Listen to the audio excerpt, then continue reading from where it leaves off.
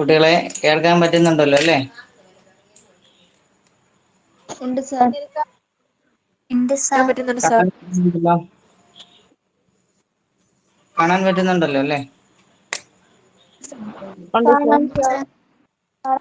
നമുക്കൊരു സാധ്യതയുണ്ട്. അത് നേരത്തെ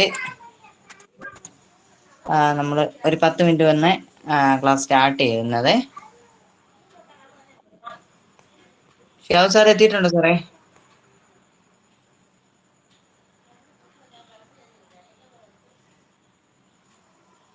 ഷിയാബ്ദി സാർ,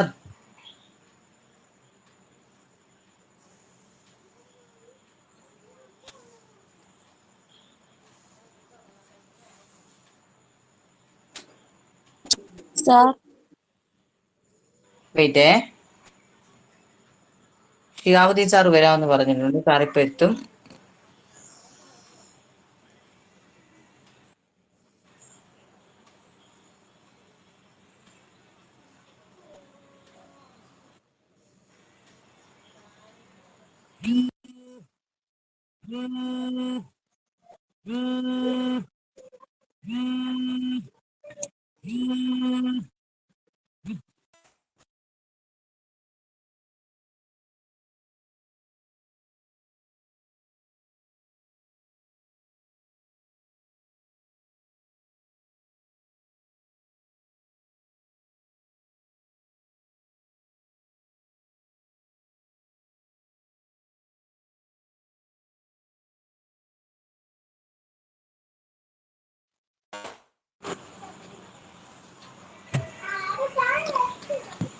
സലാം സാർ.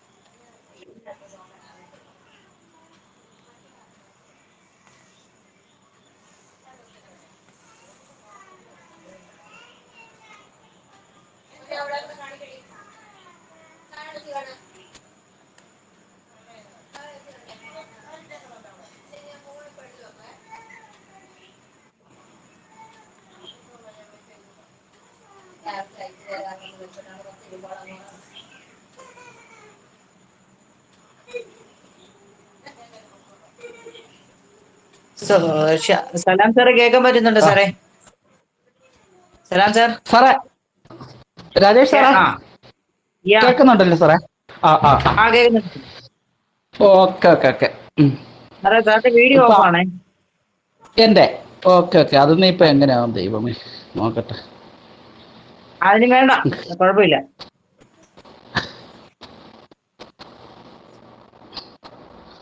വീഡിയോ അല്ലേ? അതിന് വേണ്ട സാറേ, സാരമില്ല, നീ അങ്ങനെ നിൽക്കട്ടെ. Okay okay okay. സലാം സാറുണ്ടോ? കുട്ടികൾ കയറുന്നേ ഉള്ളൂ സാറേ.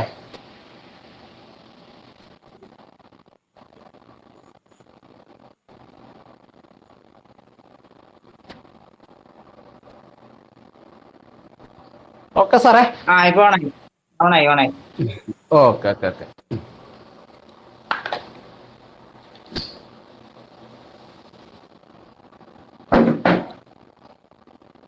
സലാം സാർ വന്നിട്ടുണ്ടോ? സലാം സാറിനെ കണ്ടില്ലേ സാറേ? വരുമെന്ന് പറഞ്ഞു.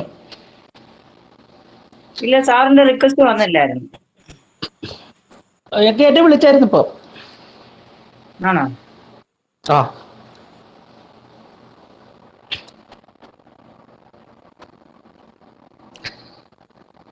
അപ്പോഴത്തെ ഞാൻ സംസാരിക്കാം സാറേ.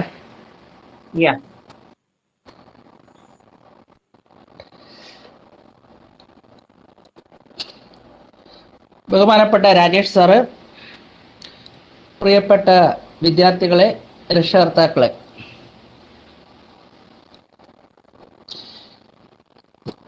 രാജേഷ് സാറ് കഴിഞ്ഞ കുറച്ച് ദിവസമായിട്ട് നിങ്ങൾക്ക് സോഷ്യലിന്റെ ക്ലാസ് ഒക്കെ എടുക്കുന്നതായിട്ട് അറിയാൻ കഴിഞ്ഞു.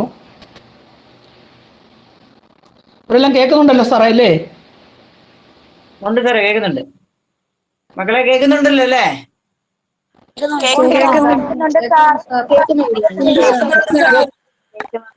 കേൾക്കുന്നുണ്ടല്ലോ. അപ്പൊ കഴിഞ്ഞ കുറെ ദിവസമായിട്ട് രാജേഷ് സാറ് ക്ലാസ് എടുക്കുന്നുണ്ട്. ഇപ്പോഴത്തെ ഒരു സാഹചര്യം നിങ്ങൾക്കറിയാം. കോവിഡ് കാരണം നമുക്ക് സ്കൂളുകളൊന്നും തുറക്കാൻ വയ്യാത്ത സാഹചര്യത്തിലാണ് നമ്മൾ ഇത്തരത്തിലുള്ള ക്ലാസ്സുകൾ എടുക്കുന്നത്. കഴിഞ്ഞ ക്ലാസ് PTAയിൽ, അതായത് ഇംഗ്ലീഷ് മീഡിയം പിന്നെ മലയാളം മീഡിയത്തിൻ്റെ ക്ലാസ് PTA കൂടിയിരുന്നു 9ാം ക്ലാസ്സിൻ്റെ. അപ്പോൾ ക്ലാസ് PTAയിൽ രക്ഷകർത്താക്കൾ ഒന്നടങ്കം പറഞ്ഞിരുന്നത് നിങ്ങൾക്ക് വിക്ടേഴ്സ് ചാനലിലെ ക്ലാസ്സിനോടൊപ്പം തന്നെ ഗൂഗിൾ മീറ്റ് വഴി ക്ലാസ് എടുക്കണമെന്നുള്ള ഒരു നിർദ്ദേശം വന്നിരുന്നു. അതിൻ്റെ അടിസ്ഥാനത്തിൽ ഇപ്പോൾ 10ാം ക്ലാസ് അല്ലെങ്കിൽ ഹൈസ്കൂളിൽ പഠിപ്പിക്കുന്ന പല അധ്യാപകരും ഇപ്പോൾ വാല്യുവേഷന് പോകുന്നു. അപ്പോൾ അതിൻ്റെയൊക്കെ അർത്ഥത്തിൽ നമ്മുടെ രാജേഷ് സാർ ഇപ്പോൾ സോഷ്യൽ ക്ലാസ്സുകൾ നയിച്ചുകൊണ്ടിരിക്കുന്നു. സോഷ്യലിനെ കുറിച്ച് പറയുകയാണെങ്കിൽ ഏറ്റവും കൂടുതൽ ഒത്തിരി 9ാം ക്ലാസ്സിൽ വളരെയേറെ പഠിക്കാനുണ്ട്. നിങ്ങൾക്കെല്ലാം അറിയാമല്ലോ. ഹലോ സാറേ കേൾക്കുന്നുണ്ടോ? ഹലോ. കേൾക്കുന്നുണ്ട്. അപ്പോൾ വളരെയധികം പഠിക്കാനുണ്ട്. കേൾക്കുന്നുണ്ടല്ലോ. അപ്പോൾ വളരെയധികം പഠിക്കാനുണ്ട്. വൈഡ് സിലബസ് ആണ്. അപ്പോൾ സാധാരണയായിട്ട് ടഫ് പ്രയാസമുള്ള സബ്ജക്റ്റുകളിൽ ഒന്നാണ് സോഷ്യലും മാത്സും ഒക്കെ. അപ്പോൾ രാജേഷ് സാർ ഇപ്പോൾ ക്ലാസ് എടുക്കുന്നത് തിരുവല്ലയിൽ നിന്നാണ്. കഴിഞ്ഞ വർഷവും സാറ് ഇത്തരത്തിൽ ക്ലാസ്സുകളൊക്കെ എടുത്തുകൊണ്ടിരുന്നു, 10ാം ക്ലാസ്സിനെയൊക്കെ. ഈ വർഷം ഈ നിർദ്ദേശങ്ങളെല്ലാം വന്നതിൻ്റെ അടിസ്ഥാനത്തിലാണ് ഇപ്പോൾ 9ാം ക്ലാസ്സിനെയും, കഴിഞ്ഞ വർഷം 9ന് എടുത്തിരുന്നു എങ്കിലും ഇപ്പോൾ 185ഓളം കുട്ടികൾ 4 ഡിവിഷനിലായിട്ടുണ്ട്. സാർ ഇപ്പോൾ അതിൻ്റെയൊക്കെ നിർദ്ദേശങ്ങളൊക്കെ നിങ്ങൾക്ക് തന്നിട്ടുണ്ട്.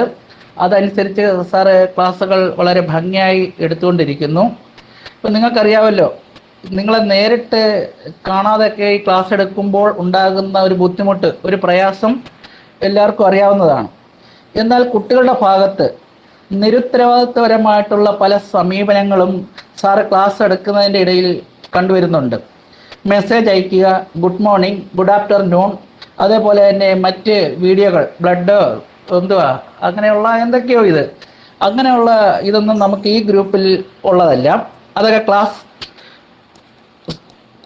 മറ്റു വർക്കുകളൊക്കെ നിങ്ങൾ ചെയ്യേണ്ടത് ക്ലാസ് റൂമിൽ നിങ്ങൾക്ക് വാട്സപ്പ് ഗ്രൂപ്പുണ്ട്. ബ്ലഡ് ഡൊണേഷനോ അങ്ങനെയുള്ള എല്ലാ കാര്യങ്ങളും, നിങ്ങളുടെ കലാപരമായിട്ടുള്ള എല്ലാ കാര്യങ്ങളും അങ്ങനെയുള്ള നമ്മുടെ ക്ലാസ് ഗ്രൂപ്പുകളിൽ നിങ്ങൾക്ക് വീഡിയോ ഇടാവുന്നതാണ്. എന്നാൽ ഇത് നിങ്ങൾക്ക് പഠിക്കുന്നതിന് വേണ്ടി മാത്രം ഒരു സ്പെഷ്യൽ ഗ്രൂപ്പാണ് സാർ ഉണ്ടാക്കിയിരിക്കുന്നത്. അപ്പോൾ ഇതിൽ ക്ലാസ്സുകൾ മാത്രം കേൾക്കുക. അപ്പോൾ അവിടെ ഗുഡ് മോർണിംഗ് വേണ്ട, ഗുഡ് ആഫ്റ്റർനൂൺ വേണ്ട, ഗുഡ് നൈറ്റ് വേണ്ട, വേറെ ഒരു മെസ്സേജിൻ്റെ ആവശ്യമില്ല. സാറ് ക്ലാസ് എടുക്കുന്നു, നിങ്ങൾക്ക് അത് ശ്രദ്ധാപൂർവം കേട്ടിരിക്കുന്നു.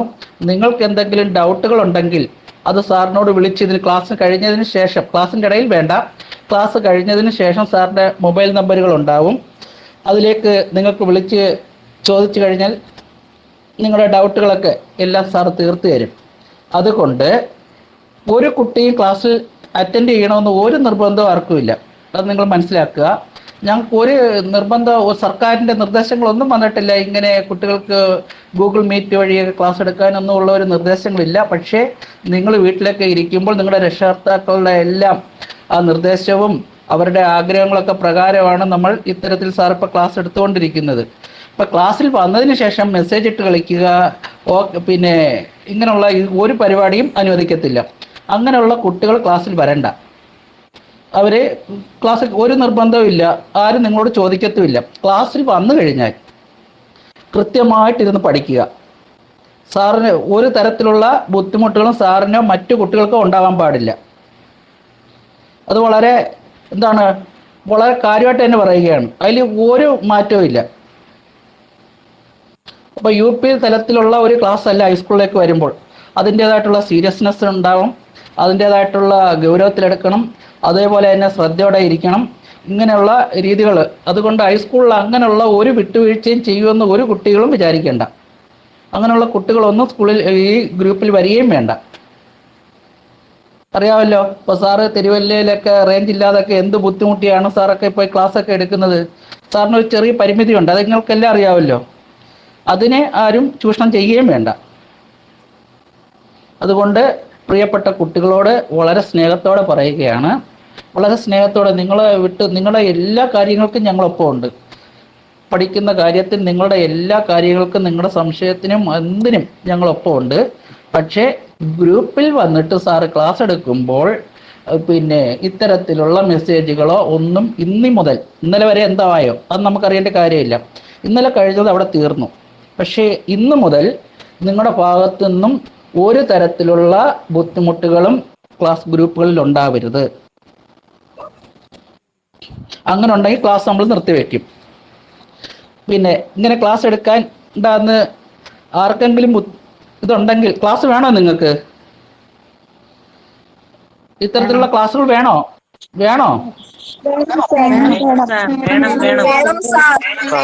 വേണമല്ലോ.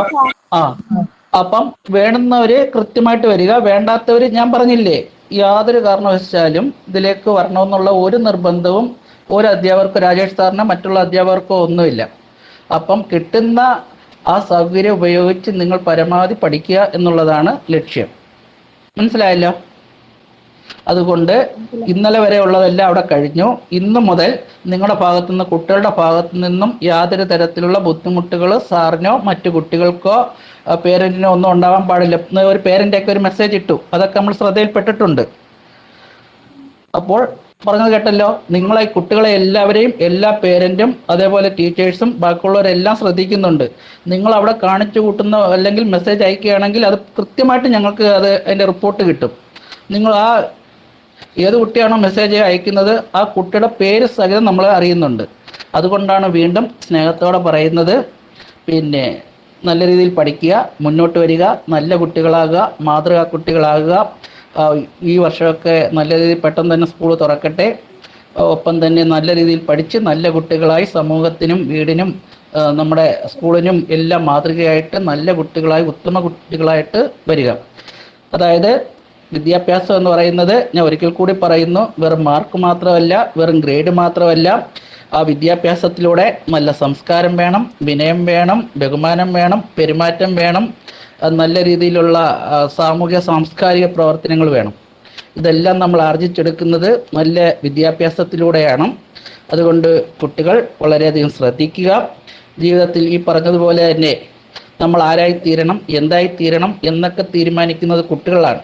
ഇപ്പോൾ ജീവിതത്തിൽ എന്ന് വെച്ച് കഴിഞ്ഞാൽ നിങ്ങൾ കൊച്ചു കുട്ടികളൊന്നുമല്ല, ഇന്ന് ഹൈസ്കൂളിൻ്റെ 9ാം ക്ലാസ്സിലേക്ക് എത്തിയിരിക്കുകയാണ്. അടുത്ത വർഷം നിങ്ങൾ ഹൈസ്കൂളിലെ ഏറ്റവും ഉയർന്ന ക്ലാസ്സിൽ എത്തുകയാണ്.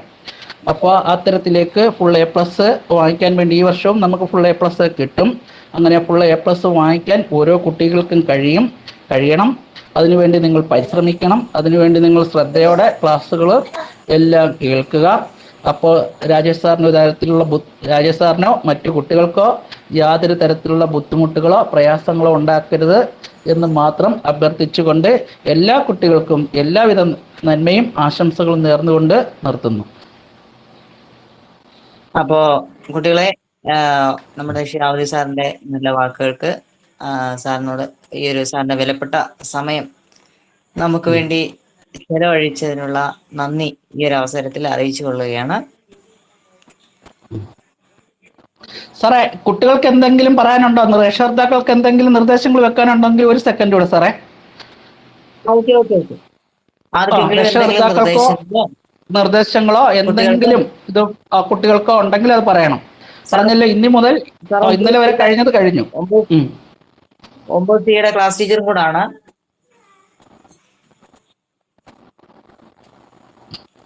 ഉണ്ടോ? രക്ഷകർത്താക്കൾക്ക് വല്ലതും പറയാനുണ്ടോ? നിർദ്ദേശങ്ങളോ എന്തെങ്കിലും പറയാനുണ്ടോ പേരൻസിനോ കുട്ടികൾക്കോ?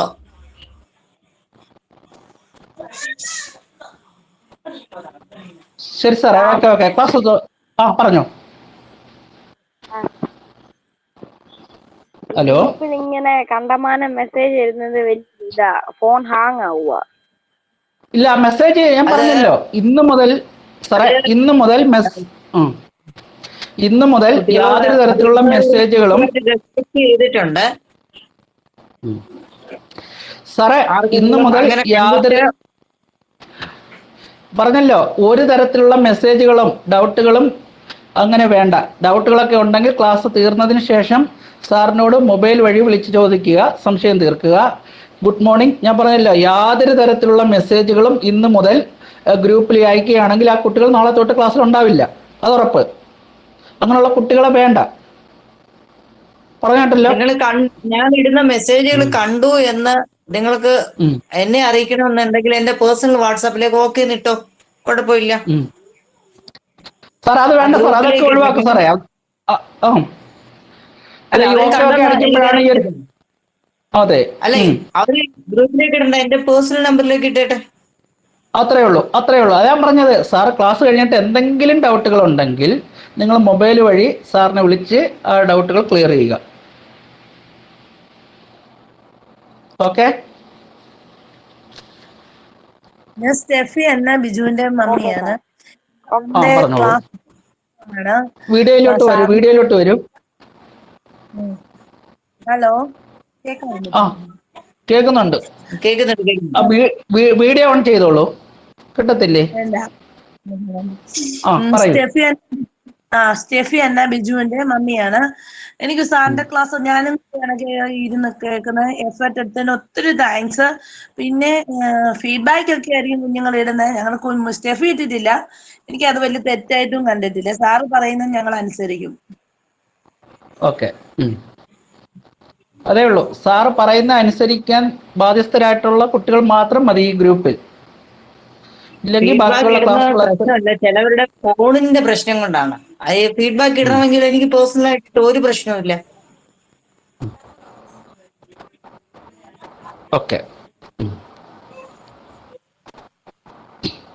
ഓക്കെ. സാറ് ക്ലാസ് തുടങ്ങിക്കോളൂ സാറേ, സമയം. Okay sir. Okay.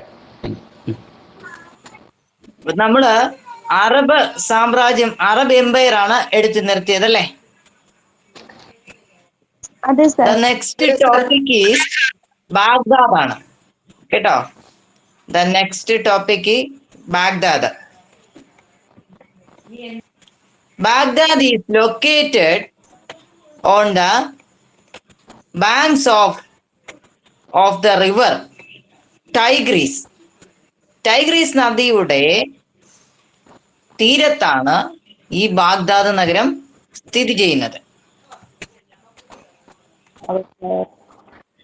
This city is the background of the book 1001 Nights. In the 1001 Nights, the city is depicted as the biggest and richest city in the world. It was here that the world famous University of Baghdad and Paris of the Abbasids are situated. Baghdad was conquered by the Mongolian ruler Timur and the Ottoman ruler Suleiman. During the Mongolian invasions, it is said that there were 36 public libraries in Baghdad city. It was also ആരുടെയോ mic on ആയിരിക്കണം, ഒന്ന് mute ചെയ്യണേ. It was also cultural centre of that period.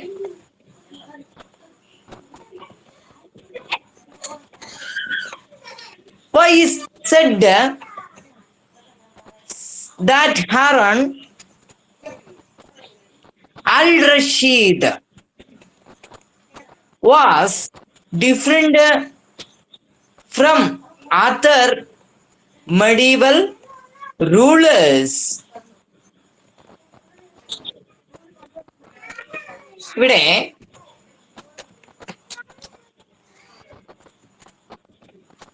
അടുത്ത ബാഗ്ദാദിനെ കുറിച്ചാണ് നമ്മൾ പഠിക്കുന്നത്.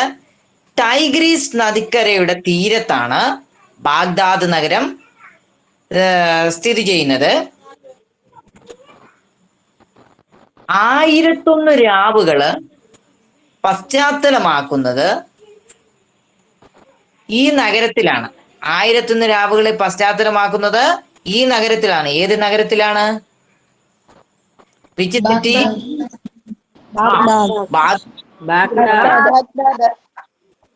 Okay, Baghdad നഗരത്തിലാണ് 1001 രാവുകൾ പശ്ചാത്തലമാക്കുന്നത്.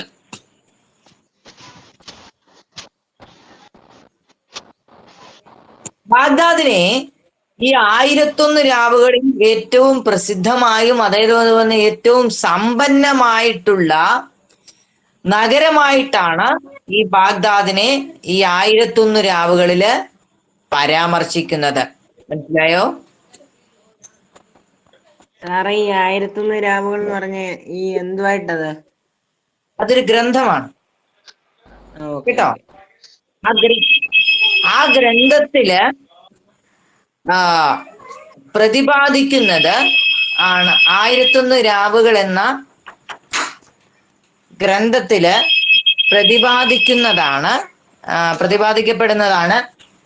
പ്രതിപാദിക്കപ്പെടുന്നതാണ് ഇത്. അതായത് അതില് പറയുന്നത് ഇത് സമ്പന്നമായ ഒരു നഗരവും അതേപോലെ തന്നെ പ്രസിദ്ധമായിട്ടുള്ള ഒരു നഗരവും ആണ് ഈ ബാഗ്ദാദ് എന്ന് പറയുന്ന ഈ നഗരം. അതുപോലെ തന്നെ ഒരു സർവകലാശാലയുണ്ട് ഇവിടെ. അബ്ബാസിയ കൊട്ടാരമുണ്ട്. മനസ്സിലായോ? കൊട്ടാരമുണ്ട്, അബ്ബാസിയ കൊട്ടാരം, ഒരു സർവകലാശാലയുണ്ട്. അതേപോലെ തന്നെ തിമൂറും മംഗോളിയൻ ഭരണാധികാരിയായ തിമൂറും ഓട്ടോമൻ തുർക്കികളും ഒക്കെ തന്നെ ഈ പ്രദേശം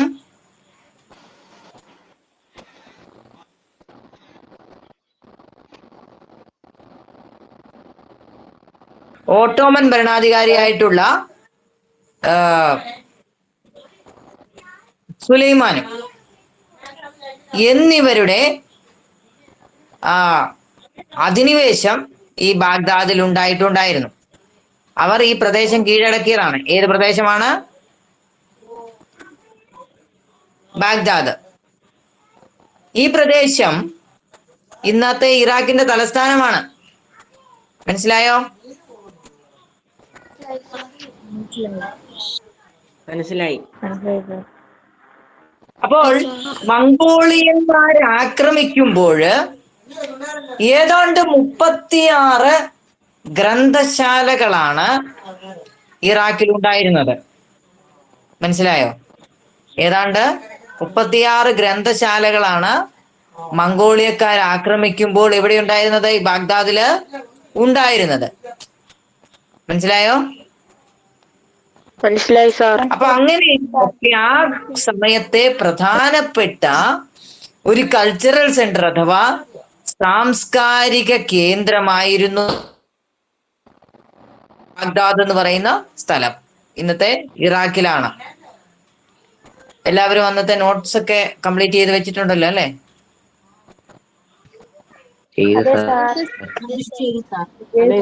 ചെയ്തിട്ടുണ്ട്. കംപ്ലീറ്റ് ചെയ്താൽ മാത്രം പോരാ, നോട്ട്സ് എല്ലാം പഠിച്ചു വെച്ചേക്കണം. ഓരോ ചാപ്റ്റർ കഴിയുമ്പോഴും ഞാൻ ചോദിക്കും. ഓക്കെ?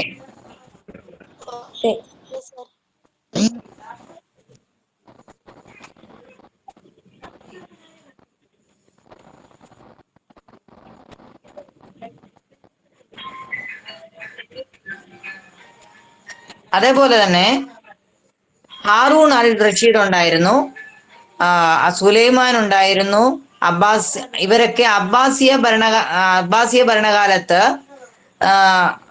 ഭരണാധികാരികളായിരുന്നു. ഇവരൊക്കെ തന്നെ ധാരാളം ക്ഷേമ പദ്ധതികള് നടപ്പിലാക്കി. മനസ്സിലായോ? അതേപോലെ തന്നെ അറേബ്യയിൽ ആശുപത്രികൾ സ്ഥാപിച്ചു. നീതിന്യായ ഭരണം ഇസ്ലാം മത വിശ്വാസികൾക്ക് അനുസൃതമായിട്ട്, അതേപോലെ നിയമവാഴ്ച ഇതെല്ലാം കർക്കശമായിരുന്നു. സാമ്രാജ്യത്തിന്റെ ഏത് ഭാഗത്തും ജനങ്ങൾക്ക് നിർഭയമായിട്ട് സഞ്ചരിക്കാനുള്ള അവകാശമുണ്ടായിരുന്നു. ഇവർക്ക് വിശുദ്ധ റോമാ സാമ്രാജ്യവുമായിട്ട് ബന്ധമുണ്ടായിരുന്നു. ആ ബന്ധം സ്ഥാപിക്കാൻ മുൻകൈ എടുത്തത് ഹാറൂൺ റഷീദാണ്. ഇവര് ഷാലമിന്റെ കൊട്ടാരത്തിലേക്ക് റെപ്രസെന്റേറ്റീവ്സിനെ അഥവാ പ്രതിനിധികളെ അയച്ചിരുന്നു.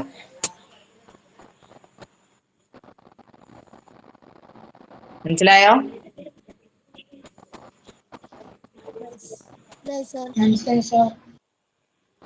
മനസ്സിലായി സാർ.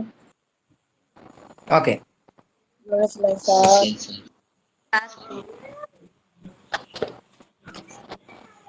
അത്രയും ഭാഗം ഒന്ന് വേഗം ഒന്ന് വായിച്ചു നോക്കിയേ.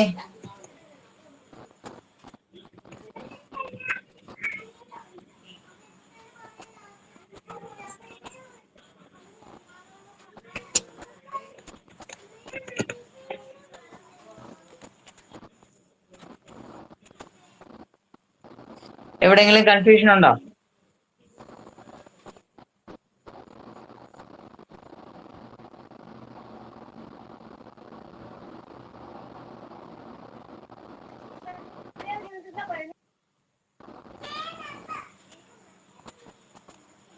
കുഴപ്പമില്ല സാർ. ഇല്ലല്ലോ, കണ്ടിന്യൂ ചെയ്യാം. ഓക്കെ, ആരുടെയൊക്കെ മൈക്ക് ഓൺ ആണ്, അതൊന്ന് മ്യൂട്ട് ചെയ്തോളൂ. ഓക്കെ, നമുക്ക് കണ്ടിന്യൂ ചെയ്യാം. അടുത്തത് ദ ഓട്ടോമൻ എംപയർ ആണ്.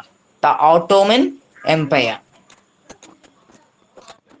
What is the reason for the downfall of the Eastern Empire, Eastern Roman Empire, with the capture of the Constantinople in 1453 CE by the Turkish leader Muhammad II. The Ottoman Empire was strengthened by then. Many territories of Eastern Roman Empire had become a part of the Ottoman Empire.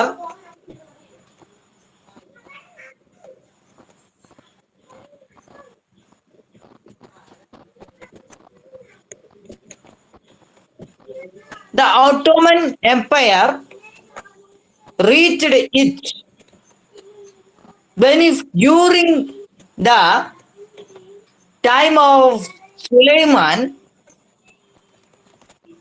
He was called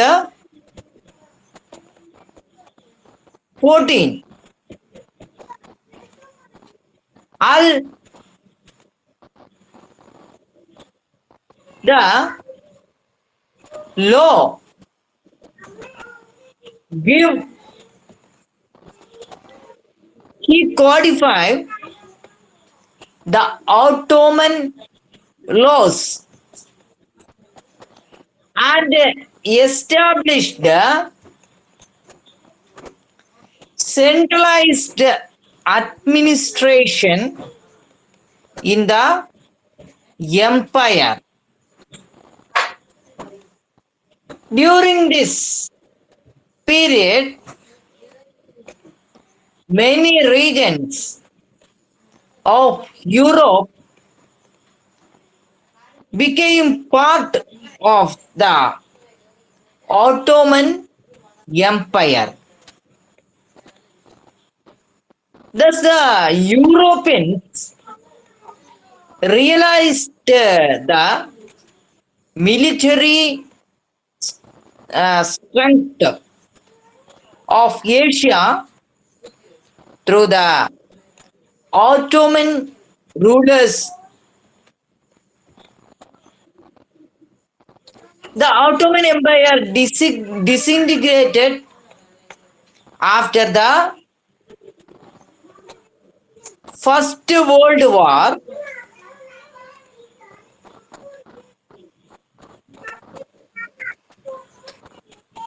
അതായത് ഇവിടെ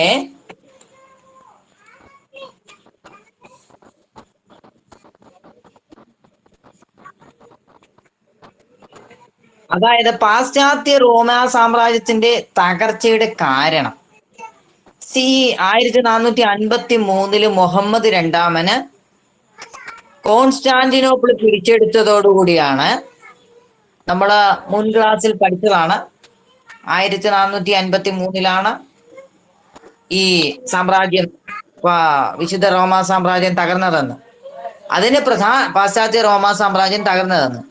അതിന് പ്രധാനപ്പെട്ട കാരണം എന്ന് പറയുന്നത് Constantinople Muhammad പിടിച്ചെടുത്തതോടുകൂടിയാണ്. എന്ത് ഈ Roman സാമ്രാജ്യം തകർന്നു തുടങ്ങിയത്. അവരുടെ തലസ്ഥാനമാണല്ലോ കോൺസ്റ്റാന്റിനോപ്പിള്.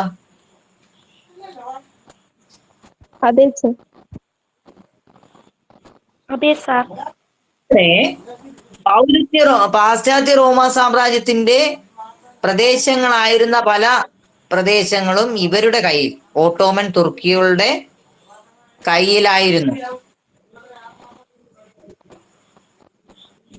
അങ്ങനെ ഈ ഓട്ടോമൻ സാമ്രാജ്യം ഏറ്റവും കൂടുതൽ പ്രഭാവത്തിലെത്തിയത് സുലൈമാൻ എന്ന് പറയുന്ന അവരുടെ ചക്രവർത്തിയുടെ കാലത്താണ്. സുലൈമാൻ ചക്രവർത്തിയുടെ കാലത്താണ് ഓട്ടോമൻ സാമ്രാജ്യം ഏറ്റവും കൂടുതൽ ശക്തിപ്പെട്ടത്. സുലൈമാനി, അതേപോലെ തന്നെ അൽഖാനനി, അവിടെ ബ്രാക്കറ്റിൽ കൊടുത്തിട്ടുണ്ട്, നിയമദാതാവ് എന്നാണ് അദ്ദേഹത്തെ വിളിച്ചിരുന്നത്. സുലൈമാനെ അൽഖാനനി അഥവാ നിയമദാതാവ് എന്ന പേരിലാണ് അദ്ദേഹം അറിയപ്പെട്ടിരുന്നത്. മനസ്സിലായോ? അദ്ദേഹമാണ് അദ്ദേഹം ഓട്ടോമൻ നിയമങ്ങൾ ക്രോഡീകരിച്ചത്. അദ്ദേഹമാണ് ഓട്ടോമൻ നിയമങ്ങള് ക്രോഡീകരിച്ചത്. അദ്ദേഹം സാമ്രാജ്യത്തിൽ സെൻട്രലൈസ്ഡ് കേന്ദ്രീകൃതമായിട്ടുള്ള ഭരണം കൊണ്ടുവന്നു. ഈ കാലത്താണ് യൂറോപ്പിലെ പല പ്രദേശങ്ങളും ഈ ഓട്ടോമൻ സാമ്രാജ്യത്തിന്റെ കീഴിൽ വന്നത്. ഇവരെ ക്യാപ്ചർ ചെയ്ത് പിടിച്ചെടുത്തതാണ്.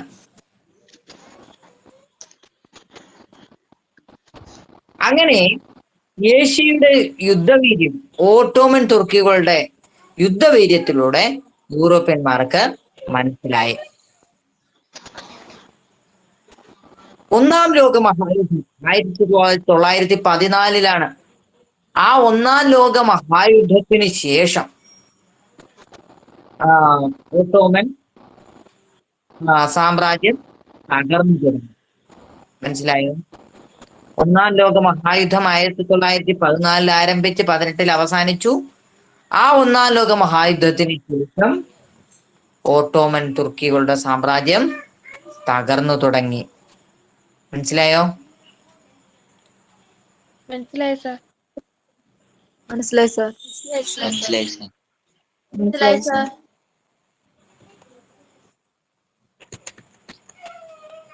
The Ottoman Empire, it was believed that the Ottoman Empire was founded towards the last part of the 13th century by one of the tribal leaders of Turkey. Asmin, he was called Asmin, and it was from it was from it was the name Ottoman was derived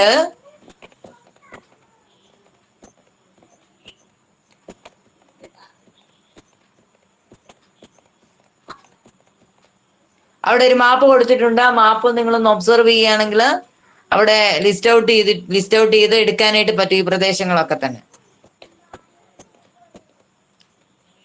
മനസ്സിലായോ? ആ sir മനസ്സിലായി. ഈ Ottoman സാമ്രാജ്യത്തിന്റെ സ്ഥാപകൻ ഗോത്രവർഗത്തിൽപ്പെട്ട ഉസ്മാൻ, കുറെ ഗോത്രവർഗങ്ങളുണ്ട്, ആ ഗോത്രവർഗത്തിൽപ്പെട്ട ഉസ്മാൻ ആണെന്നാണ് പറയപ്പെടുന്നത്. അദ്ദേഹത്തിന്റെ പേര് ഉത്തുമാൻ എന്ന പേരിലാണ് അദ്ദേഹം അറിയപ്പെട്ടത്. ആ ഉത്തുമാൻ എന്ന പേരിൽ നിന്നുമാണ് ഓട്ടോമൻ എന്ന നാമം ഉണ്ടായതെന്ന് ആണ് ചരിത്രകാരന്മാര് പറയപ്പെടുന്നത്. അത് സത്യമാണോ മിഥ്യയാണോ എന്ന് നമുക്കറിയില്ല.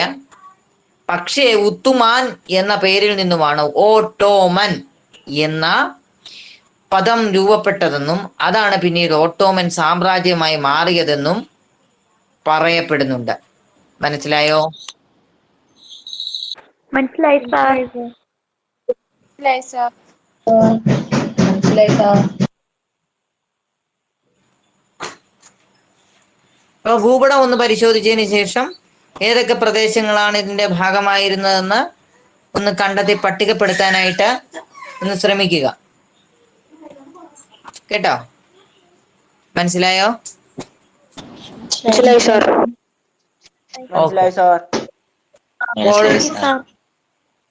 സാർ. ഓട്ടോമൻ എംപയറും ഏതാണ്ട് കവർ ചെയ്ത് തീർന്നു. ആർക്കെങ്കിലും ഈ ഭാഗങ്ങളിൽ നിന്ന് എന്തെങ്കിലും ഡൗട്ട്സ് ഉണ്ടോ? ഇല്ല സാർ. ഇല്ല സാർ. എത്ര കുട്ടികളുണ്ട് മലയാളം മീഡിയംകാര്?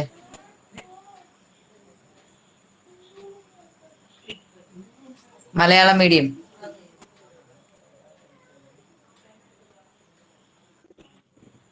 ആരുമില്ല?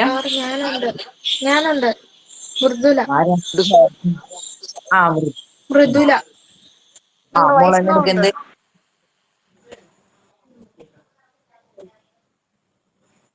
എവിടെങ്കിലും മനസ്സിലാകാത്തതുണ്ടോ? ആദർശ് സജി മനസ്സിലായി. മനസ്സിലായി. ഓക്കെ. എനിക്ക് അറിയില്ലാത്തതിന്റെ ഒരു വലിയൊരു പ്രശ്നമാണിത് കേട്ടോ. കുറെ പിള്ളേരെ ഇങ്ങനെ കണ്ട് ഈ ഗ്രൂപ്പിലൂടെ ഇങ്ങനെ കണ്ടുള്ള പരിചയമുള്ള, അതാണ് അവരുടെയൊക്കെ പേര് ഞാൻ വിളിക്കുന്നത്. പലരെയും എനിക്ക് അറിയില്ല, എസ്പെഷ്യലി മലയാളം മീഡിയംകാരെ. അതുകൊണ്ട് നിങ്ങള് ദയവേത് എന്തെങ്കിലും ബുദ്ധിമുട്ടുണ്ടെങ്കിൽ പറയണം. എവിടെയെങ്കിലും മനസ്സിലാകാത്ത പോർഷൻ ഉണ്ടെങ്കിൽ പറഞ്ഞാൽ വീണ്ടും ഒന്നും കൂടെ റിപ്പീറ്റ് ചെയ്യാനൊന്നും എനിക്ക് മടിയില്ല കേട്ടോ. ഇംഗ്ലീഷ് മീഡിയംകാർക്കുണ്ടോ എന്തെങ്കിലും ബുദ്ധിമുട്ട്, ഡൗട്ട് എവിടെയെങ്കിലും ഉണ്ടോ? ഇല്ല സാർ. സാറേ ഈ ഉത്തുമാൻ എന്ന് പറഞ്ഞ രാജാവ്, അത് അവിടുത്തെ രാജാവ് തന്നെയായിരുന്നോ? അത് തുർക്കിയിലെ രാജാവായിരുന്നു. ഇല്ല സർ. ഉസ്മാൻ എന്നാണ്, തുർക്കിയോ? പക്ഷേ ഉത്തുമാൻ എന്നാണ് വിളിച്ചിരുന്നത്.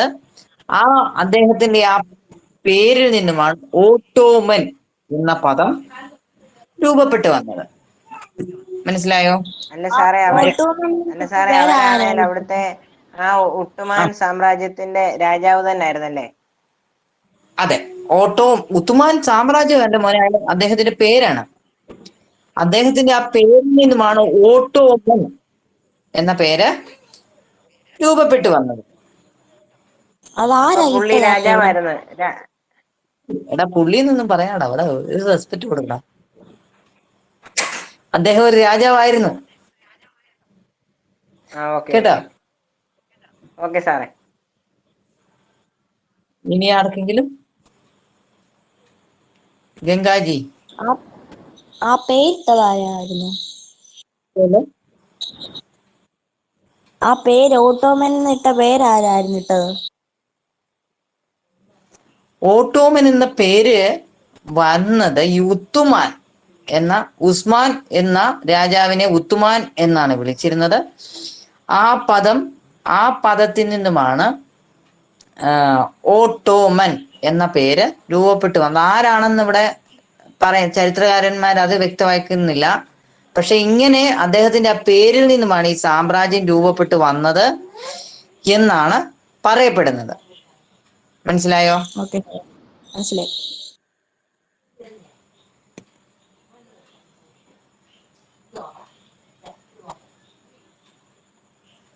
സ്റ്റെഫി ബിജു.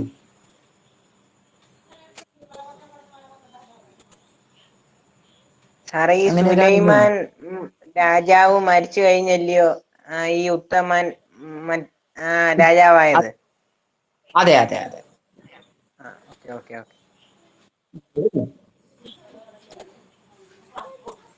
അതുവരെ തുർക്കി എന്നൊക്കെയായിരുന്നു പേര്. അതിനുശേഷമാണ് ഓട്ടോമൻ തുർക്കി എന്നൊക്കെയാണ് വന്നത്. കേട്ടോ? തുർക്കിയിലെ സ്ഥലമായിരുന്നു. അപ്പം തുർക്കിയിലെ സ്ഥലമായിരുന്നു അത്? തുർക്കിയിലെ സ്ഥലമാണത്. തുർക്കിയാണോ അപ്പൊ സാറേ ഈ ഓട്ടോമൻ? ഓട്ടോമൻ സാമ്രാജ്യത്തിൽപ്പെട്ട ഒരു സ്ഥലമാണ് തുർക്കി. നമ്മുടെ എക്സാമ്പിൾ ഒരു ഭാരതം എന്ന് പറയുന്നത് നമ്മുടെ ഇന്ത്യപ്പെട്ട ഒരു സ്ഥലമല്ലേ കേരളം?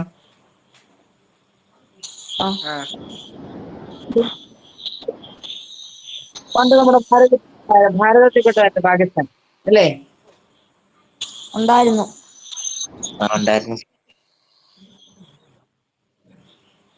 ഇന്ന് പാകിസ്ഥാൻ നമ്മുടെ സ്ഥലമാണോ? അല്ല. ഒരു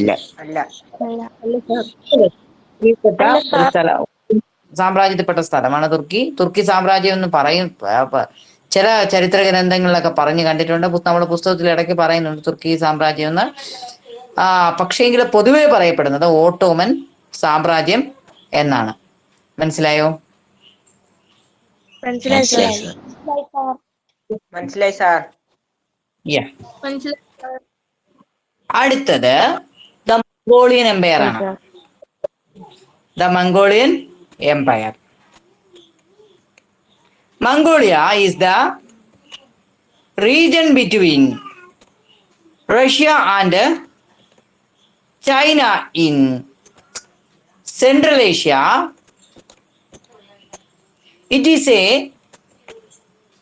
region characterized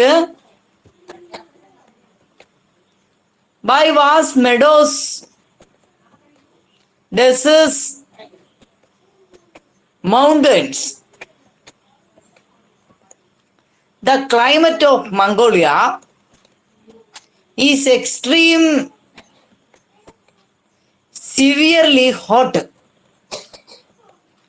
in the summer and extremely cold in winter. The Mongols were known as nomads who lived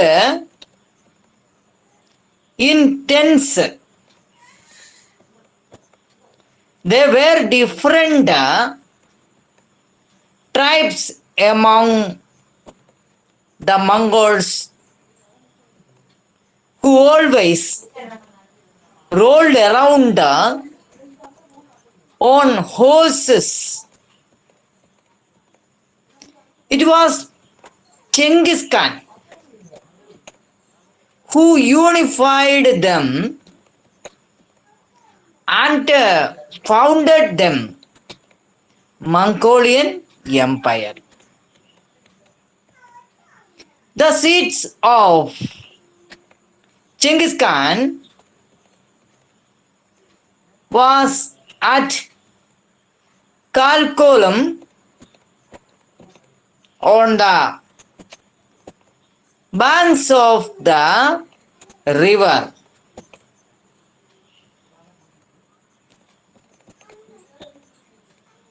In Siberia,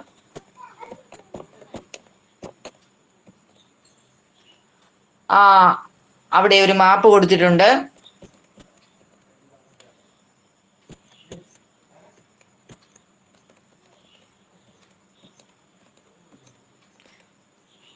The map, observe the map given below, find out the in which the Mongolian Empire. The Mongolian Empire was spread over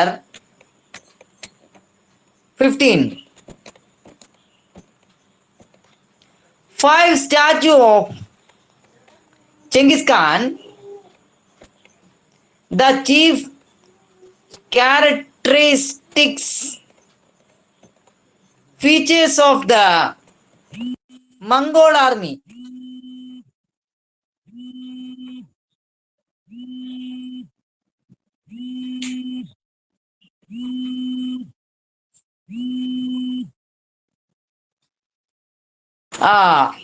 മനസ്സിലായോ? The Mongol army, എനിക്കൊരു call വന്നാണ്, sorry, is strong Kabul. The main attraction of the army was the small currents which could be used while sitting on horseback. Genghis Khan also maintained a well-organized espionage to connect different places of the empire with the administrative centers. The Mongol introduced the postal system using horses. This communication system was known as the courier. The courier system of Genghis Khan was speedy and effective, that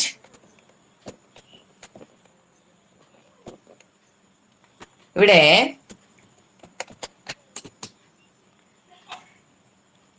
അതായത് ഏഷ്യയിൽ റഷ്യക്കും ചൈനയ്ക്കും ഇടയിലുള്ള പ്രദേശമായിരുന്നു Mongolia. വിശാലമായ പുൽമേടുകള്, മരുഭൂമികള്, പർവ്വതങ്ങള് എന്നിവകളൊക്കെ നിറഞ്ഞ പ്രദേശമായിരുന്നു ഇത്. വേനൽക്കാലത്ത് ഉയർന്ന ചൂടും തണുപ്പ് കാലത്ത് അതിശൈത്യവുമായിരുന്നു ഇവിടുത്തെ കാലാവസ്ഥ. അവിടുത്തെ ആളുകള് നാടോടികളെ പോലെ കൂടാരത്തിലാണ് കഴിഞ്ഞിരുന്നത്. കുതിരപ്പുറത്ത് നാട് ചുറ്റി നടന്നിരുന്ന വിവിധങ്ങളായിട്ടുള്ള മംഗോളിയൻ ഗോത്രവർഗക്കാരായിരുന്നു. ആ അത്തരത്തിൽ കുതിരകളിൽ നാട് ചുറ്റി നടന്ന വിവിധങ്ങളായിട്ടുള്ള മംഗോളിയൻ ഗോത്രങ്ങളെ ഒന്നിപ്പിച്ച് മംഗോളിയയിലെ ഒരു സാമ്രാജ്യം സ്ഥാപിച്ചത് ചെങ്കിസ് ഖാൻ ആയിരുന്നു. ആരാണ്? ചെങ്കിസ് ഖാൻ ആയിരുന്നു ഈ ഗോത്രങ്ങളെയൊക്കെ തന്നെ ഒന്നിപ്പിച്ചുകൊണ്ട് മംഗോളിയയിൽ ഒരു സാമ്രാജ്യം സ്ഥാപിച്ചത്.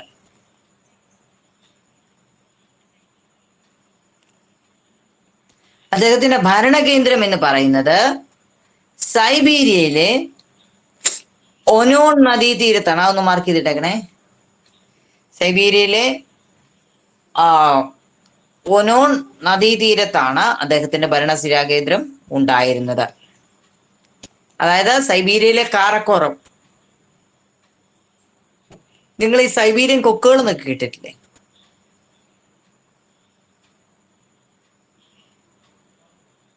ഇല്ല സാർ. ഇല്ലേ? സൈബീരിയൻ കൊക്കുകൾ എന്ന് കേട്ടിട്ടില്ല? ആരും കേട്ടിട്ടില്ല? ഓക്കെ, എന്നാ ഇന്ന് ഇപ്പൊ കേട്ടല്ലോ. കാരക്കോറം ലഡാക്ക് എന്നൊക്കെ കേട്ടിട്ടുണ്ടാവുമല്ലോ. കേട്ടിട്ടുണ്ട്. കാറക്കയറം കേട്ടിട്ടില്ല. ലഡാക്കിന്റെ അടുത്തുള്ള സ്ഥലമാണ് നിങ്ങൾ കേട്ടില്ലേ കാറക്കോറം മലനിരകൾ എന്നൊക്കെ? ഇല്ല സാർ. ഓക്കെ സാർ, അടുത്ത വർഷം 10ാം ക്ലാസ്സിലൊക്കെ പഠിക്കുന്നുണ്ട്, ശരിക്കും പഠിക്കുന്നുണ്ട്. 10ാം ക്ലാസ്സിൽ പഠിക്കുന്നുണ്ട് കേട്ടോ. അപ്പൊ നമുക്ക് ശരിക്കും കേൾക്കാം. ഓക്കെ, അപ്പോൾ അവിടെ ആയിരുന്നു അദ്ദേഹത്തിന്റെ ഭരണസിരാ കേന്ദ്രം. മൈക്ക് മീട്ടിയോ. മൈക്ക് മീട്ടിയോ.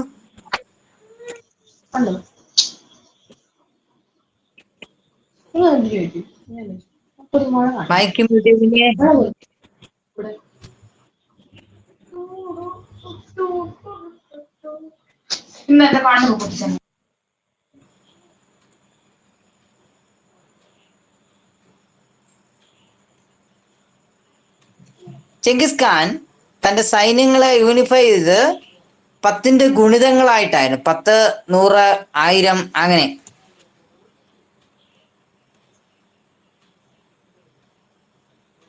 ഈ സൈന്യത്തിന്റെ മുഖ്യ ആകർഷണം എന്ന് പറയുന്നത് കുതിരപ്പുറത്ത് ഇരുന്നു കൊണ്ട് ഉപയോഗിക്കാൻ കഴിയുന്ന ചെറിയ പീരങ്കികളായിരുന്നു. അതേപോലെ തന്നെ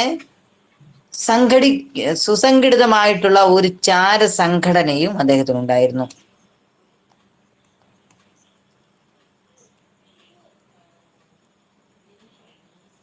നമുക്ക് ദൂരദേശങ്ങളുള്ളവരുമായിട്ട് ആശയവിനിമയം നടത്താൻ ഇന്ന് ഏതൊക്കെ മാർഗങ്ങളാണ് ഉള്ളത്? ഇപ്പോൾ ഇവിടെ ഇരിക്കുന്ന ഞാനുമായിട്ട് നിങ്ങൾ ആശയവിനിമയം നടത്തുന്ന ഏത് മാർഗത്തിലൂടെയാണ്?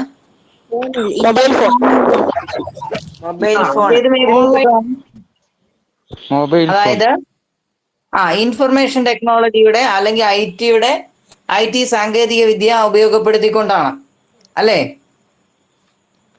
ഒരു 70 വർഷം മുമ്പ് പുറമോട്ടൊന്ന് ചിന്തിച്ചേ.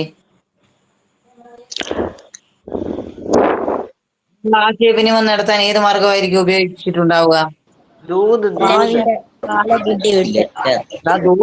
നളന്റെയും ദമയന്തിയുടെയും കാലത്തല്ലേ? അല്ല, പ്രാവിന്റെ കാല കെട്ടിയിട്ട് കൊടുക്കുന്ന. അത് പണ്ട് കത്തുകളായിരിക്കും. ശരിയാണ്. കത്താണോ സാറേ? കത്തിടപാടുകൾ ഉണ്ടായിരുന്നു, അല്ലേ? പിന്നെ ടെലഗ്രാം ഉണ്ടായിരുന്നു അത്യാവശ്യ ഘട്ടങ്ങളിൽ. നമ്മുടെ ഇന്നത്തെ ആപ്ലിക്കേഷൻ ടെലഗ്രാം അല്ല, ടെലഗ്രാം. നാട്ടുപുറങ്ങളിലൊക്കെ കമ്പി എന്നൊക്കെ പറയും, കേട്ടിട്ടുണ്ടോ? ഇല്ല സാർ. അങ്ങനെ നിങ്ങളുടെ ഒരു പക്ഷെ നിങ്ങളുടെ പേരൻസിനോടൊക്കെ ചോദിച്ചു നോക്കിയാൽ മതി ടെലഗ്രാം എന്താണെന്ന്, കേട്ടോ. Okay okay sir. Okay sir. Mike mute ചെയ്തു.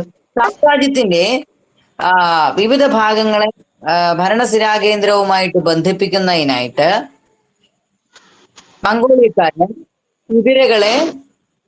കുതിരകളെ ഉപയോഗിച്ചുള്ള തപാൽ സംവിധാനം നടത്തിയിരുന്നു. മനസ്സിലായോ? ഇതാണ് ഈ ആശയവിനിമയ സംവിധാനം കൊറിയർ സമ്പ്രദായം എന്ന പേരിൽ അറിയപ്പെട്ടിരുന്നു. ഈ ആശയവിനിമയ സമ്പ്രദായം കൊറിയർ സമ്പ്രദായം എന്ന പേരിൽ അറിയപ്പെട്ടിരുന്നു.